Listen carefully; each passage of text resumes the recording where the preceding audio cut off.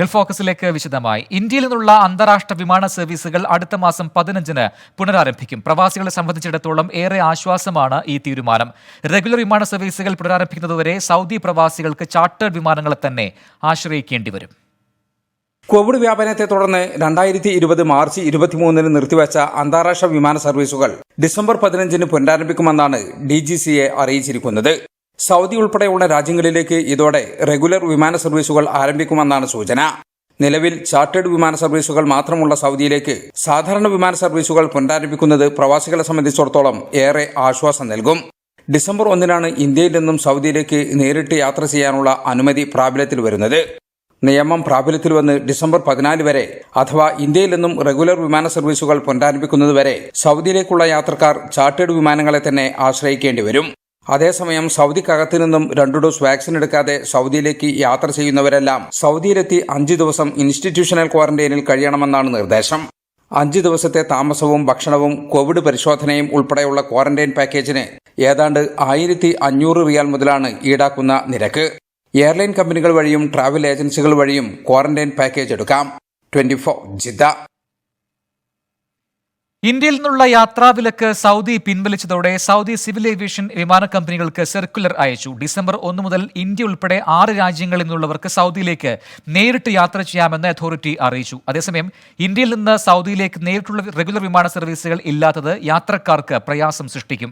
December മധ്യത്തോടെയാണ് ഇന്ത്യയിലേക്ക് രാജ്യാന്തര വിമാന സർവീസുകൾ പുനരാരംഭിക്കുക. ഇന്ത്യ ഉൾപ്പെടെ 6 രാജ്യങ്ങളിൽ നിന്നുള്ളവർക്ക് സൗദി ഏർപ്പെടുത്തിയ യാത്രാവിലക്ക് ഡിസംബർ 1 മുതൽ പിൻവലിക്കുമെന്ന് ഇന്നലെയാണ് സൗദി ആഭ്യന്തര മന്ത്രാലയം അറിയിച്ചത്. ഇതേ തുടർന്ന് സൗദി സിവിൽ ഏവിയേഷൻ അതോറിറ്റി വിമാന കമ്പനികൾക്ക് ഇതു സംബന്ധമായ സർക്കുലർ അയച്ചു. India, Pakistan, Indonesia, Brazil, Vietnam, Egypt എന്നീ രാജ്യങ്ങളുടെ വിലക്കാണ് നീക്കിയത്. ഈ രാജ്യങ്ങളിൽ നിന്നുള്ളവർക്ക് മൂന്നാമതൊരു രാജ്യത്ത് 14 ദിവസം കഴിയാതെ തന്നെ സൗദിയിൽ പ്രവേശിക്കാമെന്ന് ഗാക്ക അറിയിച്ചു. എന്നാൽ സൗദിയിലെത്തിയാൽ 5 ദിവസം ഇൻസ്റ്റിറ്റ്യൂഷണൽ ക്വാറന്റൈനിൽ കഴിയണം. വാക്സിൻ എടുത്തവർക്കും എടുക്കാത്തവർക്കും ക്വാറന്റൈൻ നിർബന്ധമാണ്. എന്നാൽ സൗദിയിൽ വെച്ച് 2 ഡോസ് വാക്സിൻ എടുത്തവർക്ക് ഇൻസ്റ്റിറ്റ്യൂഷണൽ ക്വാറന്റൈൻ ആവശ്യമില്ല. ഡിസംബർ 1 ബുധനാഴ്ച പുലർച്ചെ 1 മണി മുതൽ ഈ നിയമം പ്രാബല്യത്തിൽ വരും. എന്നാൽ കോവിഡ് നെഗറ്റീവ് സർട്ടിഫിക്കറ്റ് കൈവശം വെക്കുന്നത് ഉൾപ്പെടെയുള്ള മാനദണ്ഡങ്ങളെല്ലാം യാത്രക്കാർ പാലിക്കണം. അതേസമയം ബുധനാഴ്ചയോടെ ഇന്ത്യക്കാർക്കുള്ള യാത്രാ നിയന്ത്രണങ്ങൾ ഇല്ലാതാകുമെങ്കിലും റെഗുലർ വിമാന സർവീസുകൾ ഇല്ലാത്തത് സൗദിയിലേക്ക് മടങ്ങാനുള്ള പ്രവാസികൾക്ക് പ്രയാസമുണ്ടാക്കും.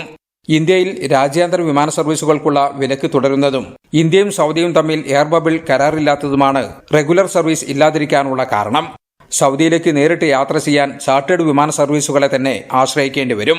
എത്യോപ്യ, അഫ്ഗാനിസ്ഥാൻ, തുർക്കി, ലബനോൻ എന്നീ 4 രാജ്യങ്ങൾക്കുള്ള യാത്രാവിലക്ക് സൗദി ഇപ്പോഴും പിൻവലിച്ചിട്ടില്ല.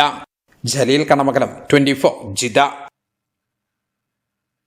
കോവിഡിന്റെ പുതിയ വകഭേദം കണ്ടെത്തതിനെ തുടർന്ന് 7 ആഫ്രിക്കൻ രാജ്യങ്ങളിൽ നിന്നുള്ള വിമാന സർവീസുകൾക്ക് സൗദി വിലക്കേർപ്പെടുത്തി. ദക്ഷിണാഫ്രിക്ക, Namibia, Botswana, Zimbabwe, Mozambique, Lesotho, എസ്വാത്തിനി എന്നീ രാജ്യങ്ങൾക്കാണ് വിലക്കേർപ്പെടുത്തിയത്. ഈ രാജ്യങ്ങളിൽ നിന്നുള്ള സൗദി പൗരന്മാർ അല്ലാത്തവർക്ക് മൂന്നാമതൊരു രാജ്യത്ത് 14 ദിവസം കഴിഞ്ഞാൽ മാത്രമേ സൗദിയിലേക്ക് പ്രവേശനാനുമതി ലഭിക്കുകയുള്ളൂ. സൗദിയിൽ പ്രതിദിന കോവിഡ് കേസുകൾ വീണ്ടും കുറഞ്ഞു. ഇന്ന് 24 കോവിഡ് കേസുകളും 1 മരണവുമാണ് റിപ്പോർട്ട് ചെയ്തത്. 2029 പേരാണ് നിലവിൽ ചികിത്സയിൽ കഴിയുന്നത്. 24 മണിക്കൂറിനിടെ 24 പേർക്കാണ് സൗദിയിൽ കോവിഡ് സ്ഥിരീകരിച്ചത്. 44 പേർ രോഗമുക്തി നേടി. ഇതോടെ രാജ്യത്ത് റിപ്പോർട്ട് ചെയ്ത കോവിഡ് കേസുകൾ 5,49,642 രോഗമുക്തി നേടിയവർ 5,38,784 മരണസംഖ്യ 8,830 98.02% രോഗമുക്തി നിരക്ക്. 2029 പേർ ഇപ്പോൾ കോവിഡ് ചികിത്സയിലുണ്ട്. ഇതിൽ 45 പേർ തീവ്രപരിചരണ വിഭാഗത്തിലാണ്. റിയാദിൽ ഇന്ന് 8 പേർക്ക് കോവിഡ് സ്ഥിരീകരിച്ചപ്പോൾ 23 പേർ രോഗമുക്തി നേടി. ജിദ്ദയിൽ 4 കോവിഡ് കേസുകളും 10 രോഗമുക്തിയും ഇന്ന് റിപ്പോർട്ട് ചെയ്തു. മക്കയിലും മദീനയിലും ഓരോ കോവിഡ് കേസ് വീതമാണ് ഇന്ന് റിപ്പോർട്ട് ചെയ്തത്. റിയാദ്, ജിദ്ദ, മക്ക നഗരങ്ങളിൽ മാത്രമാണ് 100-ൽ കൂടുതൽ ആക്റ്റീവ് കേസുകൾ ഉള്ളത്. Jeddah 234, Riyadh 120, Mecca 101, Medina 98, Dammam 11 എന്നിങ്ങനെയാണ് പ്രധാന നഗരങ്ങളിലെ ആക്റ്റീവ് കേസുകൾ. 24 ജിദ്ദ. വിവിധ രാജ്യങ്ങളിൽ കൊറോണ വൈറസിന്റെ പുതിയ വകഭേദങ്ങൾ കണ്ടെത്തിയ സാഹചര്യത്തിൽ വിദേശയാത്രകളിൽ ജാഗ്രത പുലർത്തണമെന്ന് UAE ആരോഗ്യ വിഭാഗത്തിന്റെ മുന്നറിയിപ്പ്. UAEയിൽ വരാനിരിക്കുന്ന അവധി ദിനങ്ങളിൽ സുരക്ഷാ മാർഗനിർദ്ദേശങ്ങൾ കർശനമായി പാലിക്കണമെന്നും ആരോഗ്യവകുപ്പ് നിർദ്ദേശം നൽകിയിട്ടുണ്ട്. UAE-യിൽ അടുത്ത ദിവസങ്ങളിൽ നീണ്ട അവധി ലഭിക്കുന്ന സാഹചര്യത്തിൽ വിദേശയാത്രകളിലടക്കം മുൻകരുതലുകൾ സ്വീകരിക്കണം എന്നാണ് ആരോഗ്യവകുപ്പിന്റെ മുന്നറിയിപ്പ്. ലോകത്തിന്റെ വിവിധയിടങ്ങളിൽ കൊറോണ നിയന്ത്രണങ്ങൾ ഉള്ളതുകൊണ്ട് യാത്രകൾ പരമാവധി ഒഴിവാക്കണമെന്ന് UAE ആരോഗ്യമേഖലാ വക്താവ് ഡോക്ടർ ഫരീദ അൽ ഹൊസാനി വ്യക്തമാക്കി. വിദേശയാത്ര ഒഴിവാക്കാനാകാത്തവർ ആ രാജ്യത്തെ കൊറോണ സാഹചര്യം വിലയിരുത്തിയ ശേഷമേ തീരുമാനമെടുക്കാവൂ എന്നും അധികൃതർ വ്യക്തമാക്കിയിട്ടുണ്ട്. അതേസമയം UAE-യിൽ കേസുകൾ എക്കാലത്തെയും ഏറ്റവും താഴ്ന്ന നിലയിലാണ്. കഴിഞ്ഞ 24 മണിക്കൂറിനിടെ 2,63,429 പേർക്ക് കോവിഡ് പരിശോധന നടത്തിയതിൽ നിന്ന് 70 പേർ മാത്രമാണ് രോഗബാധിതരായത്. 90 പേർ രോഗമുക്തരായതായും ആരോഗ്യ മന്ത്രാലയം അറിയിച്ചു. കോവിഡ് മരണങ്ങളൊന്നും ഇന്ന് റിപ്പോർട്ട് ചെയ്തിട്ടില്ല. 24 ദുബായ്. 20 ലക്ഷം റിയാലിൽ കൂടുതൽ വാർഷിക വരുമാനമുള്ള ബെനാമി സ്ഥാപനങ്ങളെല്ലാം എത്രയും പെട്ടെന്ന് പദവി ശരിയാക്കണമെന്ന് സൗദി വാണിജ്യ മന്ത്രാലയം നിർദ്ദേശിച്ചു. പദവി ശരിയാക്കാനുള്ള സമയപരിധിക്കുള്ളിൽ എല്ലാ ബെനാമി സ്ഥാപനങ്ങളും നിയമാനുസൃതമാക്കണം. നിയമലംഘകർക്ക് 5 വർഷം വരെ തടവും 50 ലക്ഷം റിയാൽ വരെ പിഴയും ശിക്ഷ ലഭിക്കും.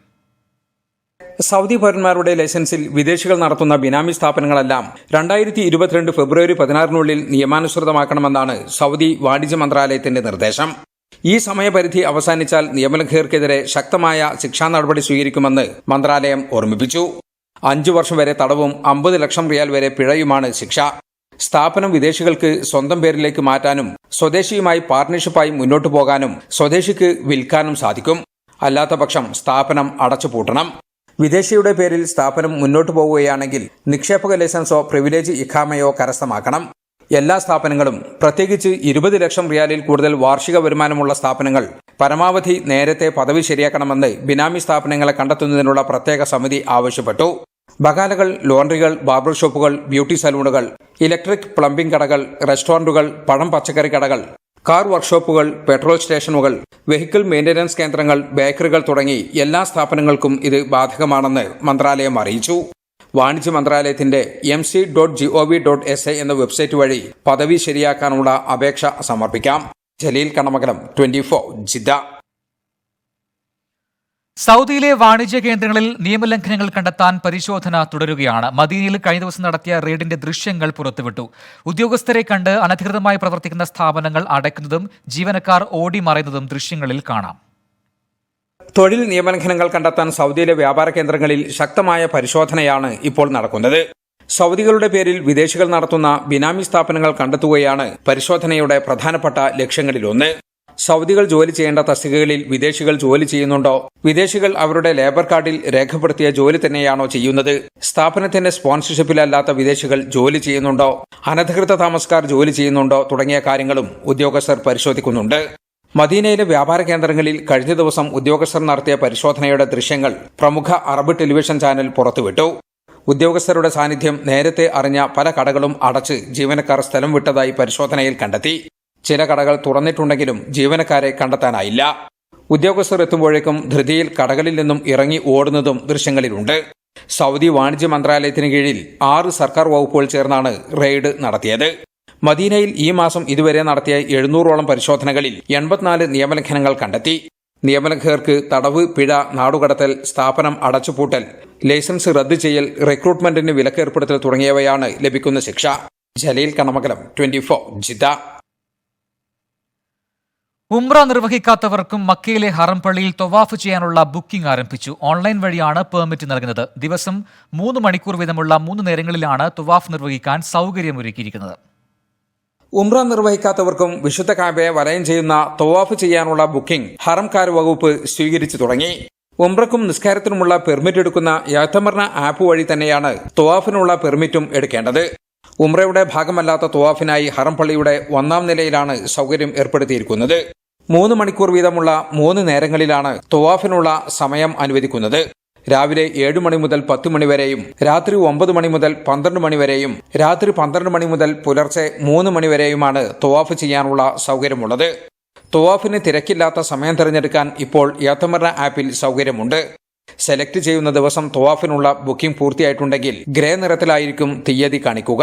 തിരക്ക് കുറവാണെങ്കിൽ പച്ച നിറത്തിലും, മിതമായ തിരക്കാണെങ്കിൽ മഞ്ഞ നിറത്തിലും, ശക്തമായ തിരക്കാണെങ്കിൽ ചുവപ്പ് നിറത്തിലുമാണ് തീയതി കാണിക്കുക.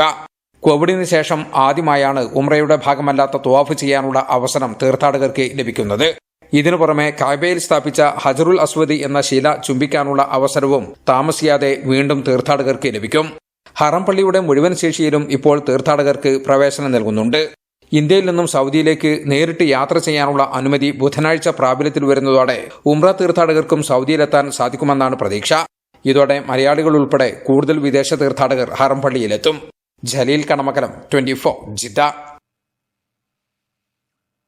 ദുബായ് ഫിറ്റ്നസ് ചലഞ്ചിന്റെ ഭാഗമായുള്ള ദുബായ് റൺ ആവേശമായി. നിരവധി ആളുകളാണ് ഷെയ്ഖ് സായിദ് റോഡിലൂടെയുള്ള ഓട്ടത്തിൽ പങ്കാളികളായത്. ദുബായ് കിരീടാവകാശിയും ദുബായ് റണ്ണിന്റെ ഭാഗമായി. ആയിരക്കണക്കിന് ആളുകളാണ് ഷെയ്ഖ് സായിദ് റോഡിലൂടെയുള്ള കൂട്ടയോട്ടത്തിൽ പങ്കെടുത്തത്. ദുബായ് ഫിറ്റ്നസ് ചാലഞ്ചിന്റെ ഭാഗമായായിരുന്നു പരിപാടി നടന്നത്. ദുബായ് കിരീടാവകാശി Sheikh Hamdan bin Mohammed bin Rashid Al Maktoum ജനങ്ങളുടെ കൂടെ ഓടി. 2019 ഷെയ്ഖ് സായിദ് റോഡിൽ നടന്ന ആദ്യത്തെ ദുബായ് റണ്ണിനും ഷെയ്ഖ് ഹംദാൻ നേതൃത്വം നൽകിയിരുന്നു. പരിപാടിയിൽ പങ്കെടുക്കാനായി വനിതകളും കുട്ടികളും അടക്കമുള്ളവർ അതിരാവിലെ തന്നെ സ്ഥലത്തെത്തിയിരുന്നു. കുടുംബങ്ങൾക്കായി 5 കിലോമീറ്റർ റൂട്ടും പ്രൊഫഷണൽ ഓട്ടക്കാർക്കായുള്ള 10 കിലോമീറ്റർ റൂട്ടും ഏർപ്പെടുത്തിയായിരുന്നു പരിപാടി നടന്നത്. പങ്കെടുക്കുന്നവർക്ക് ഷെയ്ഖ് സായിദ് റോഡിലേക്ക് എത്താൻ ദുബായ് മെട്രോ ഇന്ന് പുലർച്ചെ 3:30 തന്നെ സർവീസ് ആരംഭിച്ചിരുന്നു. ഷെയ്ഖ് സായിദ് റോഡ് ഉൾപ്പെടെയുള്ള റോഡുകൾ 4 മണിക്കൂറിലേറെ ദുബായ് റണ്ണിനായി ഇന്ന് അടച്ചിട്ടു. മുൻ വർഷങ്ങളുമായി താരതമ്യം ചെയ്യുമ്പോൾ കൂടുതൽ പേർ വിവിധ കായിക ഇനങ്ങളിൽ ഭാഗമാകാൻ സന്നദ്ധത പ്രകടിപ്പിക്കുന്നതായി സംഘാടകർ വ്യക്തമാക്കി. 24 ദുബായ്. UAE-യുടെ ദേശീയ ദിനമായ ഡിസംബർ 2 ഇനി അന്താരാഷ്ട്ര ഭാവി ദിനമായി ആചരിക്കും. കഴിഞ്ഞ ദിവസം പാരീസിൽ സ്ഥാപിച്ച യുനെസ്കോയുടെ ജനറൽ കോൺഫറൻസിന്റെ 41ാം സെഷനിലാണ് ഈ തീരുമാനത്തിന് അംഗീകാരം നൽകിയത്. UAE വൈസ് പ്രസിഡന്റ് പ്രധാനമന്ത്രിയും ദുബായ് ഭരണാധികാരിയുമായ ഹിസൈന് Sheikh Mohammed bin Rashid Al Maktoum ട്വിറ്ററിലൂടെയാണ് ഇക്കാര്യം പ്രഖ്യാപിച്ചത്. കഴിഞ്ഞ 50 വർഷങ്ങളായി ലോകത്തിന് UAE നൽകിയ സംഭാവനകൾ പരിഗണിച്ചാണ് ഇത്തരമൊരു അംഗീകാരം തേടിയെത്തിയിരിക്കുന്നത്. എല്ലാ വർഷവും ഭാവിയെക്കുറിച്ച് ശുഭപ്രതീക്ഷ പകരുന്ന ദിനമായാണ് ഇത് ആചരിക്കപ്പെടുക. കഴിഞ്ഞ ദിവസം പാരീസിൽ സമാപിച്ച യുനെസ്കോയുടെ ജനറൽ കോൺഫറൻസിന്റെ 41ാം സെഷനിലാണ് തീരുമാനത്തിന് അംഗീകാരം നൽകിയത്. ഭാവിയെ സങ്കല്പിക്കാനും കെട്ടിപ്പടുക്കാനും വൈവിധ്യങ്ങളെ പ്രയോജനപ്പെടുത്തണം എന്ന സന്ദേശവുമാണ് അന്താരാഷ്ട്ര ഭാവി ദിനം ഉയർത്തിപ്പിടിക്കുന്നത് എന്ന് യുനെസ്കോ ഡയറക്ടർ ജനറൽ ഓഡ്രെ അസൂല പറഞ്ഞു. ഭാവിയെ ഉൾക്കൊള്ളാനും വരും തലമുറയ്ക്ക് സുസ്ഥിര വികസനം ഉറപ്പാക്കുന്നതിനും ദീർഘവീക്ഷണം, സന്നദ്ധത, നയരൂപീകരണം എന്നീ മേഖലകളിൽ തങ്ങളുടെ കഴിവുകൾ വികസിപ്പിക്കാനും ലോകരാജ്യങ്ങൾക്കുള്ള ക്ഷണമാണ് ഇത് എന്നും യുനെസ്കോ അധികൃതർ വ്യക്തമാക്കി. 24 ദുബായ്. കോവിഡിന്റെ പുതിയ വകഭേദം അതീവ അപകടകാരിയെന്ന് ലോകാരോഗ്യ സംഘടന. ഇതുവരെയുള്ളതിൽ ഏറ്റവും അപകടകരമായ വകഭേദമാണിതെന്നും ലോകരാജ്യങ്ങൾ കൂടുതൽ നിരീക്ഷണം പുലർത്തണമെന്നും ലോകാരോഗ്യ സംഘടന മുന്നറിയിപ്പ് നൽകി. ദക്ഷിണാഫ്രിക്കൻ വകഭേദത്തിന് ഒമിക്രോൺ എന്നാണ് ലോകാരോഗ്യ സംഘടന പേര് നൽകിയിരിക്കുന്നത്. ആലുവ CI CL സുധീറിന് സസ്പെൻഷൻ.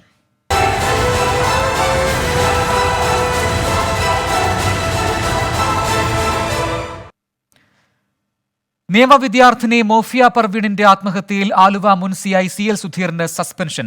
സർക്കാർ നിർദ്ദേശപ്രകാരം സംസ്ഥാന പോലീസ് മേധാവിയാണ് ഉത്തരവിറക്കിയത്. സുധീറിനെതിരെ വകുപ്പുതല അന്വേഷണവും നടത്തും. കൊച്ചി സിറ്റി ട്രാഫിക് അസിസ്റ്റന്റ് കമ്മീഷണർക്കാണ് അന്വേഷണ ചുമതല. രാവിലെ മൂഫിയുടെ മാതാപിതാക്കളുമായി ഫോണിൽ സംസാരിച്ച മുഖ്യമന്ത്രി നീതി ഉറപ്പാക്കുമെന്ന് വാഗ്ദാനം ചെയ്തിരുന്നു. മന്ത്രി P രാജീവ് മൂഫിയുടെ വീട്ടിലെത്തിയപ്പോഴാണ് മുഖ്യമന്ത്രി മാതാപിതാക്കളുമായി ഫോണിൽ സംസാരിച്ചത്. പിന്നാലെ സംസ്ഥാന പോലീസ് മേധാവിക്ക് സർക്കാരിന്റെ നിർദ്ദേശം. മൂഫിയുടെ പരാതിയിൽ കേസെടുക്കുന്നത് വൈകിയതിലടക്കം ഗുരുതര വീഴ്ച വരുത്തിയതിനാണ് ആലുവ മുൻ CI CL സുധീറിനെ സസ്പെൻഡ് ചെയ്ത DGP ഉത്തരവിറക്കിയത്. മൂഫിയുടെ ആത്മഹത്യാക്കുറിപ്പിൽ Aluva east police station CI ആയിരുന്ന സുധീറിന്റെ പേര് പരാമർശിച്ചിരുന്നു. പോലീസ് സ്റ്റേഷനിൽ നിന്ന് തിരിച്ചു വന്നതിന് ശേഷമാണ് മൂഫിയ ആത്മഹത്യ ചെയ്തത്. പരാതി ഒക്ടോബർ 29 ലഭിച്ചിട്ടും CI കേസ് രജിസ്റ്റർ ചെയ്തത് മൂഫിയ ആത്മഹത്യ ചെയ്ത നവംബർ 23 കണ്ടെത്തിയിരുന്നു. ഡിവൈഎസ്പിയുടെ അന്വേഷണത്തിലെ ഈ കണ്ടെത്തലുകൾ കൊച്ചി റേഞ്ച് DIG ശരിവച്ചതോടെയാണ് സുധീറിനെതിരെ നടപടിക്ക് വഴിയൊരുങ്ങിയത്. നടപടിക്ക് സർക്കാരിന്റെ അടിയന്തര നിർദ്ദേശം കൂടി വന്നതോടെ DGP അനിൽകാന്ത് ഇന്ന് തന്നെ ഉത്തരവിറക്കി. കൊച്ചി ട്രാഫിക് അസിസ്റ്റന്റ് കമ്മീഷണറാണ് സുധീറിനെതിരെ വകുപ്പുതല അന്വേഷണം നടത്തുക. സുധീറിനെ സ്ഥലം മാറ്റുക മാത്രം ചെയ്ത സർക്കാർ നടപടിക്കെതിരെ കോൺഗ്രസ് പ്രതിഷേധം ശക്തമാക്കിയിരുന്നു. 24 തിരുവനന്തപുരം. മോഫിയയുടെ ആത്മഹത്യയിൽ ആരോപണ വിധേയനായ CIയെ സസ്പെൻഡ് ചെയ്തതിന് പിന്നാലെ സമരം അവസാനിപ്പിച്ച് കോൺഗ്രസ്. നടപടിയിൽ സന്തോഷം പങ്കിട്ട് കുടുംബവും കോൺഗ്രസ് നേതാക്കളും രംഗത്തെത്തി. CIക്കെതിരെ നരഹത്യക്ക് കേസെടുക്കണമെന്ന് യുവതിയുടെ പിതാവ് ആവശ്യപ്പെട്ടു. രാവിലെ മന്ത്രി P രാജീവ് മോഫിയയുടെ വീട്ടിലെത്തി മാതാപിതാക്കളെ കണ്ടതിന് പിന്നാലെ മുഖ്യമന്ത്രി കുടുംബവുമായി സംസാരിച്ചു. സാധ്യമായ എല്ലാ പിന്തുണയും അദ്ദേഹം വാഗ്ദാനം ചെയ്തതോടെ നടപടി ഉറപ്പായി. കാത്തിരിപ്പിനൊടുവിൽ സസ്പെൻഷൻ വാർത്ത എത്തുമ്പോൾ മോഫിയയുടെ മാതാപിതാക്കൾ മകളുടെ ഖബറിന് മുന്നിൽ പ്രാർത്ഥനാനിരതരായിരുന്നു. നടപടിയിൽ സന്തോഷമെന്നും CIക്കെതിരെ മനഃപൂർവ്വമല്ലാത്ത നരഹത്യക്ക് കേസെടുക്കണമെന്നും കുടുംബം 24നോട് പറഞ്ഞത്. രാവിലെ എന്നോട് അങ്ങനെയാണ് നേരിട്ട് വിളിച്ചപ്പോൾ പറഞ്ഞത് അങ്ങനെയാണ്. അത് ചെയ്തിരിക്കും. നടപടിക്രമങ്ങൾ വരും, താമസം ഉണ്ടാവും. പെട്ടെന്നാണ് അപ്പോൾ നടപടിയൊക്കെ നടക്കുന്നത്. ഇനിയിപ്പോൾ രണ്ടാമത്തെ കാര്യം മനഃപൂർവ്വം നരഹത്യക്കുള്ള കേസ് എടുക്കണം. പിന്നെ അവിടെ സ്വത്ത് സമ്പാദ്യം ഞാൻ പറഞ്ഞിട്ടുണ്ട് CM-നോട്. ബഹുമാനപ്പെട്ട CM അതെല്ലാം ചെയ്യും, ഉറപ്പാണ് എനിക്കത്. വാക്കുകളില്ല. ഇനിയും എൻ്റെ മോക്ക് അവസാനം വരെ നീതി കിട്ടണം. അതിന് വേണ്ടിയിട്ട് എല്ലാവരും എല്ലാവരും എന്നെ ഇപ്പോൾ സഹകരിക്കണമെന്ന് എനിക്ക് പറയാനുള്ളൂ. എൻ്റെ മോൾക്ക് അത്രയും അവിടെ നിന്ന് കരഞ്ഞ് പ്രാർത്ഥിക്കായിരുന്നു എൻ്റെ മോൾക്ക് വേണ്ടിയിട്ട്. സസ്പെൻഷൻ വാർത്ത അറിഞ്ഞതോടെ ആലുവ പോലീസ് സ്റ്റേഷന് മുന്നിലും ആഘോഷമായി. പരസ്പരം ആശ്ലേഷിച്ചും സന്തോഷം പങ്കിട്ടും കോൺഗ്രസ് നേതാക്കളും പ്രവർത്തകരും. CAക്കെതിരെ നടപടിയെടുക്കാൻ വൈകിയത് നീതി നിഷേധമാണെന്നും പാർട്ടി നേതാക്കൾ പറഞ്ഞിട്ടാണ് സുധീറിനെ സംരക്ഷിച്ചതെന്നും പ്രതിപക്ഷ നേതാവ് VD സതീശൻ. അപ്പോൾ പാർട്ടി സെക്രട്ടറിമാരാണോ കാര്യങ്ങൾ തീരുമാനിക്കുന്നത്? അപ്പോൾ പോലീസ് സ്റ്റേഷൻ പാർട്ടിയാണ്, കോടതി പാർട്ടിയാണ്, CWC പാർട്ടിയാണ്. പാർട്ടി വിചാരിച്ചാലേ എന്തും നടക്കുകയുള്ളൂ എന്നുള്ള ഒരു സ്ഥിതിവിശേഷം കേരളത്തിലുണ്ടാകാൻ ഞങ്ങൾ അനുവദിക്കില്ല. അതേസമയം 3 ദിവസം നീണ്ട സമരത്തിനൊടുവിൽ വന്ന അനുകൂല തീരുമാനം കോൺഗ്രസിന്റെയും അൻവർ സാദത്ത്, ബെന്നി ബെഹനാൻ എന്നിവരുടെയും രാഷ്ട്രീയ വിജയം കൂടിയാണ്. സർക്കാരിന് തൽക്കാലം മുഖം രക്ഷിക്കാനുമായി. എസ് ശ്രീകാന്ത്, 24, കൊച്ചി. സംസ്ഥാന പോലീസിനെതിരെ രൂക്ഷ വിമർശനവുമായി ഹൈക്കോടതി. പരാതികളിൽ കേസെടുത്തെങ്കിൽ ആളുകൾ മരിക്കില്ലായിരുന്നുവെന്ന് മോഫിയുടെ ആത്മഹത്യയെ ചൂണ്ടിക്കാട്ടി കോടതി പരോക്ഷമായി വിമർശിച്ചു. 21 നൂറ്റാണ്ടിലാണ് ജീവിക്കുന്നതെന്ന് ഓർമ്മ പോലീസിന് വേണം. കുറ്റക്കാരായ ഉദ്യോഗസ്ഥർക്കെതിരെ നടപടിയെടുക്കാൻ സർക്കാർ എന്തിനാണ് മടിക്കുന്നത്? ഒരാൾക്കെതിരെ നടപടിയുണ്ടായാൽ പോലീസ് സേന ഒന്നാകെ നന്നാകും. ഇല്ലെങ്കിൽ ആളുകൾ കയ്യാമം വയ്ക്കപ്പെടുകയും ആത്മഹത്യയിലേക്ക് നയിക്കപ്പെടുകയും ചെയ്യുമെന്നും കോടതി നിരീക്ഷിച്ചു. ഡിപ്പാർട്ട്മെന്റ് തല അച്ചടക്ക നടപടിയിൽ കാര്യങ്ങൾ ഒതുക്കരുത്. കുറ്റക്കാർക്കെതിരെ നിയമ നടപടികൾ സ്വീകരിക്കണം. പോലീസ് ജനങ്ങളുടെ സംരക്ഷകരാണ്, സംഹാരകന്മാർ ആകരുത്. തങ്ങളുടെ ദുഷ്ടചെയ്തികൾക്ക് മറുപടി പറയേണ്ടി വരുമെന്ന് പോലീസുകാരെ ബോധ്യപ്പെടുത്തണമെന്നും അല്ലാതെ ഈ സംസ്ഥാനത്ത് ഒന്നും മാറാൻ പോകുന്നില്ലെന്നും കോടതി ചൂണ്ടിക്കാട്ടി. പോലീസ് സ്റ്റേഷൻ ഭീകര കേന്ദ്രമാകരുതെന്നും സുരക്ഷിത ബോധത്തോടെ എല്ലാവർക്കും കടന്നു ചെല്ലാവുന്ന ഇടമാകണമെന്നും ജസ്റ്റിസ് ദേവൻ രാമചന്ദ്രൻ കൂട്ടിച്ചേർത്തു. തെന്മലയിൽ പരാതിക്കാരനായ വ്യക്തിയെ പോലീസ് പീഡിപ്പിച്ച സംഭവത്തിലാണ് കോടതി വിമർശനമുന്നയിച്ചത്. ഭർത്തൃവീട്ടിൽ മോഫിയയ്ക്ക് നേരിടേണ്ടി വന്നത് ക്രൂരപീഡനങ്ങളെന്ന് റിമാൻഡ് റിപ്പോർട്ട്. ഭർത്തൃവീട്ടുകാർ അടിമയെപ്പോലെ മോഫിയെ കൊണ്ട് ജോലികൾ ചെയ്യിപ്പിച്ചു. സ്ത്രീധനമായി 40 ലക്ഷം രൂപ സുഹൈലിന്റെ വീട്ടുകാർ ആവശ്യപ്പെട്ടിരുന്നതായും റിമാൻഡ് റിപ്പോർട്ടിൽ പറയുന്നു. അതിനിടെ മോഫിയുടെ വീട്ടിലെത്തി ക്രൈംബ്രാഞ്ച് മാതാപിതാക്കളുടെയും സഹോദരന്റെയും മൊഴിയെടുത്തു. പോലീസിനെതിരെ പരസ്യ വിമർശനവുമായി CPIയും രംഗത്തെത്തി. പോലീസ് മാറ്റത്തിന് വിധേയമാകണമെന്ന് CPI സംസ്ഥാന സെക്രട്ടറി കാനം രാജേന്ദ്രൻ ആവശ്യപ്പെട്ടു.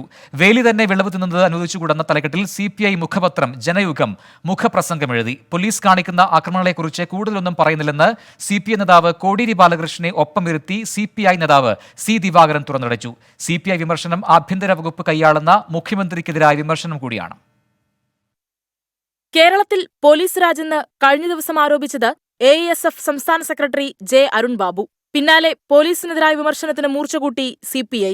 ആലുവയിൽ വിദ്യാർത്ഥിനി ആത്മഹത്യ ചെയ്ത സംഭവത്തിലടക്കം പോലീസിനെ പ്രതിക്കൂട്ടിൽ നിർത്തുകയാണ് ഇടതുമുന്നണിയിലെ രണ്ടാമത്തെ കക്ഷി. പോലീസ് മാറ്റത്തിന് വിധേയമാകണമെന്ന് CPI സംസ്ഥാന സെക്രട്ടറി കാനം രാജേന്ദ്രൻ ആവശ്യപ്പെട്ടു. പോലീസിന്റെ നടപടിയെ സംബന്ധിച്ചിടത്തോളം മാധ്യമങ്ങളും പൊളിറ്റിക്കൽ പാർട്ടീസും സാധാരണ വിമർശനങ്ങൾ ഉന്നയിക്കാറുണ്ട്. ഇത് നമ്മുടെ രാജ്യത്ത് ആദ്യമായി ഉണ്ടായൊരു വിമർശനമല്ല, പലപ്പോഴും ഉണ്ടാകാറുണ്ട്. അത് ജനങ്ങളുടെ ആ വിമർശനങ്ങൾ രാഷ്ട്രീയ പാർട്ടികൾ പറയാറുണ്ട്. CPIM നേതാവ് കോടിയേരി ബാലകൃഷ്ണൻ രാജ്ഭവന് സമീപത്തെ കർഷക സമരവേദിയിലിരിക്കുമ്പോൾ CPI നേതാവ് C. ദിവാകരൻ പോലീസ് നടപടികളിലുള്ള അതൃപ്തി വെട്ടിത്തുറന്നു പറഞ്ഞു. കുഴപ്പക്കാരായ പോലീസ് ഉദ്യോഗസ്ഥർക്കെതിരെ പരിശോധിച്ച് നടപടിയെടുക്കുമെന്നായിരുന്നു കോടിയേരി ബാലകൃഷ്ണന്റെ പ്രതികരണം.